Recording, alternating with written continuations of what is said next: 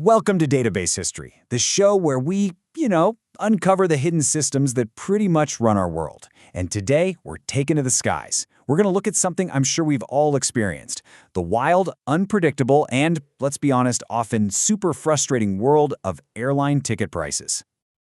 I mean, this is the classic airplane mystery, right? You settle into your seat, you strike up a little conversation with your neighbor, and then you find out they paid like half of what you did for their ticket.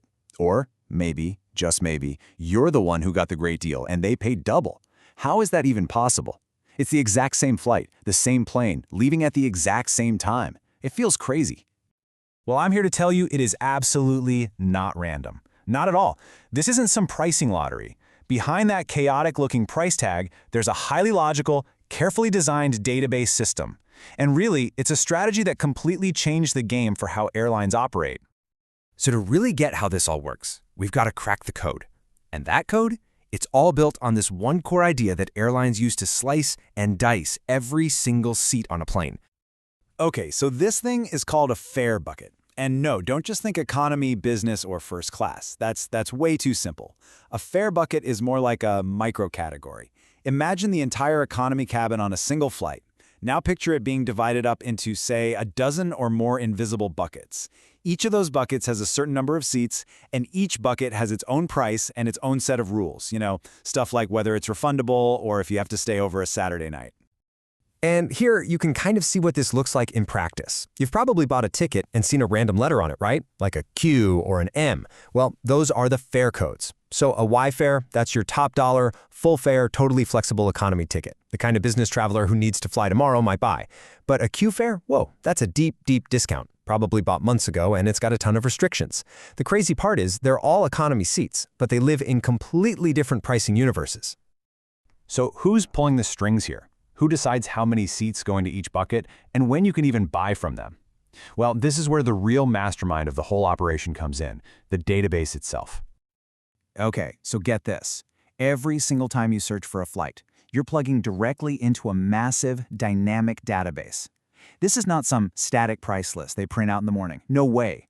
It's a living, breathing system that is constantly calculating, analyzing demand, tracking who's booking what, and even spying on competitor prices, all to decide in that very second what price to show you.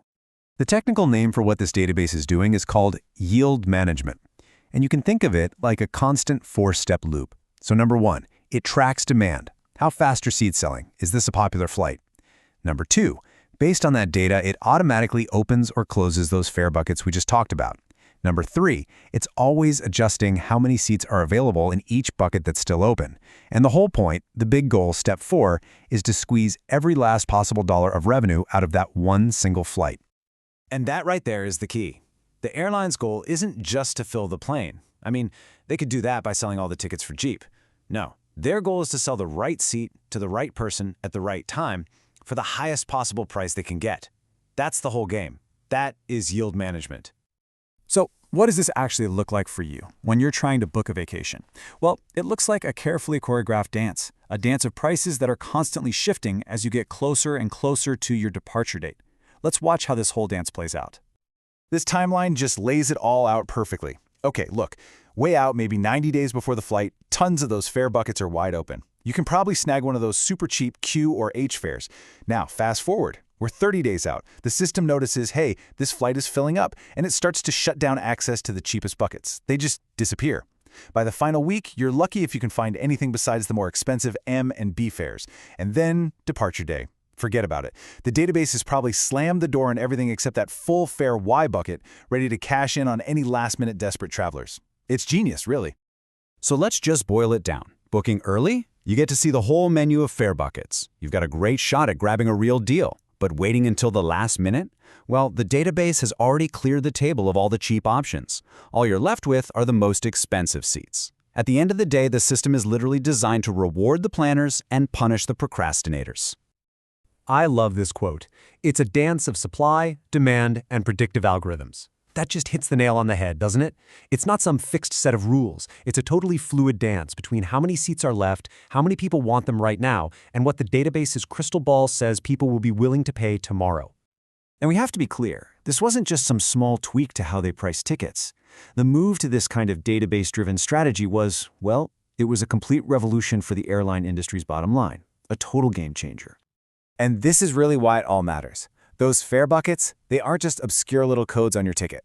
They are the absolute heartbeat of airline revenue. Fare buckets and the database logic that powers them became the engine of profitability for modern airlines. It's what lets them squeeze the maximum possible value out of every single flight. So when you strip it all away, you get rid of the complex codes, the fancy algorithms, the crazy price swings, what are you left with? It's pure, powerful, and incredibly effective database strategy. That's it. It's a system designed to do one thing: turn information into money. And you can bet the incredible success of this model didn't stay a secret for long. This core idea of dynamic pricing, using data to adjust prices in real time based on demand, it didn't just stay in the airline industry. It's spread like wildfire, and today it has totally reshaped how we pay for tons of other things. So I'll leave you with this to think about. Hotel rooms, ride-sharing apps, concert tickets, maybe even the price of stuff you see when you're shopping online. Where else in your life do you see the ghost of the airline fare bucket at work? Where else are these hidden databases performing that constant dance, deciding in real time how to price your world? Think about it.